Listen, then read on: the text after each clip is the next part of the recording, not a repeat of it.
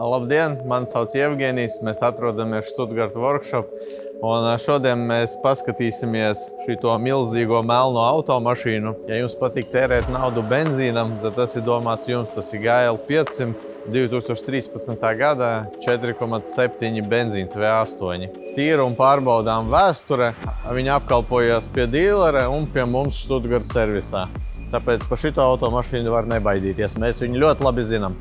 Ļoti laba komplektācija, koka stūre, dizaina salons, beņķi ar apsildi, ar ventilāciju, alkantara griesti, lūka, elektriskie beņķi ar atmiņu, elektriskais bagažnieks, elektriskie aizmugurējie mazie logi, pneimo piekare, elektriska regulējuma stūre, adaptīvais kruīzs un nobraukums ir 111,000 km. Aizmugurē šim auto arī diezgan daudz vietas. Ir arī beņķu apsilde, regulējuma klimata kontrole un ļoti patīkama āda.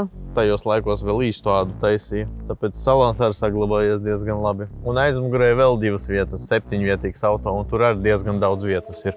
Lai tiktu aizmugurējās vietās, tas ir ļoti vienkārši. Jūs vienkārši piespiediet vienu podziņu, un sēdekļi paši ļoti ātri salokās. Aizmugurē automašīnai ir parking sensori, 360 kamera. Slotiņa vēl ir, elektriskais bagažnieks. Ja tu gribi vest leduskapi, piespiežot vienu podziņu, ļoti ātri salaukās aizmugurējā rinda ar podziņu elektroniski. Un vēl to rindu var arī salocīt.